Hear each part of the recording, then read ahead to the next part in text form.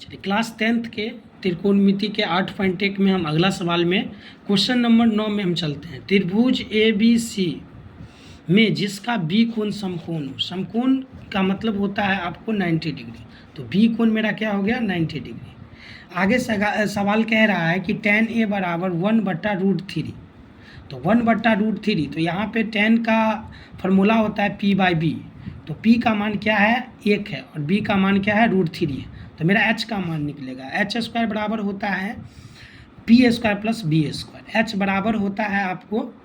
h ये कि square का आपको औकात होता है √√, तो यहाँ पे इसका हो गया p² प्लस b²। p का मान पुट करेंगे तो p का मान मेरा 1 है तो 1 पुट कर दिया और b का मान √3 है तो √3 पुट कर दिए। यहाँ पे 1 का स्क्वायर क्या हो जाएगा 1, जैसा कि आपको पता होगा कि रूट का वैल्यू स्क्वायर होता है, इसीलिए रूट से स्क्वायर मेरा कट जाएगा तो ये 3 आ गया। तो 1 का स्क्वायर 1, यहाँ 3 और 1 को जोड़ेंगे तो कितना हो जाएगा मेरा √4 का वर्गमूल क्या हो गया 2। आते हैं सवाल आगे कह रहा है कि sine A into cos C plus cos A into sine C. Sine का फॉर्मूला होता है p/h, कॉस का फॉर्मूला होता है b/h, कॉस का फॉर्मूला होता है b/h, साइन का फॉर्मूला होता है p/h। यहाँ पे हम मान पुट करेंगे, कह रहा है साइन ए, तो यहाँ फिगर पे चलेंगे। फिगर में साइन ए ये है जिसके साथ भुजा बना, जिसके साथ हम स्वीप शॉट खेलते हैं वो आधार हो जाता है। जैसे कि क्रिकेट में आप स्वीप शॉट मारते हैं तो आधार हो जाता है, उसी प्रकार से कोण ए कह रहा है, कोण ए से यहाँ पे भुजा लेंगे तो ये क्या हो गया आधार, आधार के ठीक सामने वाला लंब हो जाता है, तो लंब मेरा क्या है √3 है, तो √3 यहाँ पुट कर देंगे। h का मान क्या है मेरा 2 आया था, तो यहाँ पे 2 हम पुट कर दिए। फिर इसी प्रकार से cos c, तो एंगल cos c पे जाएंगे, इसके साथ स्वीप शॉट खेलेंगे तो मेरा क्या हो जाएगा आधार, आधार मेरा क्या हो गया √3 बटा क्या हो गया 2।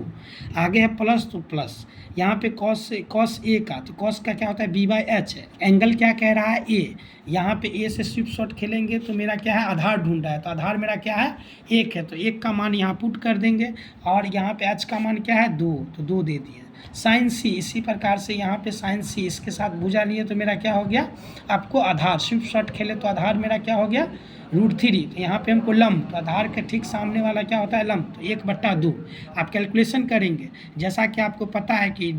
रूट जाति वाला से रूट जाति वाले को कैलकुलेशन करते हैं तो √3 से कैलकुलेशन करेंगे, √3 में तो √9 हो जाएगा और उसके बाद 2 को 2 से गुना करेंगे तो 4 हो जाएगा, 1 से 1 को गुना करेंगे तो 1 हो जाएगा, 2 को 2 से गुना करेंगे तो 4 हो जाएगा। आप जैसा कि आपको पता है कि √9 का वर्गमूल क्या होता है 3 होता है, तो 3/4 लिख दिए, प्लस है तो प्लस का सिंबल दे दिए 1/4, 4 का लघुत्तम क्या हो गया 4 1 4, तो 3 1 3 है ना, 4 1 4 तो 1 1 1, यहाँ पे 3 1 4 जुट जाएगा तो 4/4, इसको काटेंगे तो क्या हो जाएगा 1। आगे कह रहा है इसी सवाल में कि cos a into cos c minus, यहाँ प्लस वाला बता रहा था और यहाँ पे क्या है माइनस है, तो यहाँ पे क्या है माइनस आपका sine a into sine c। cos का फॉर्मूला होता है आपको b/h, तो एंगल क्या कह रहा है, एंगल कह रहा है आपको cos a, इसके साथ भुजा लेंगे तो क्या हो जाएगा ये आधार, ये स्वीप शॉट खेले यहाँ पे तो आधार मेरा क्या है 1/2, क्योंकि h का मान क्या है 2 है। साइन सी, इसके साथ भुजा मेरा क्या है स्वीप शॉट खेले तो आधार मेरा क्या हो जाएगा, स्वीप शॉट खेले तो आधार मेरा क्या हो जाएगा √3, तो √3/2, तो यहाँ पे मान हम पुट कर दिए। इसी प्रकार से साइन ए, तो साइन ए इसके साथ भुजा मिला तो क्या हो गया आधार, स्वीप शॉट खेले तो आधार हो गया, ठीक सामने वाला क्या हो जाएगा लंब, तो √3 मेरा लंब हो गया और h का मान क्या है 2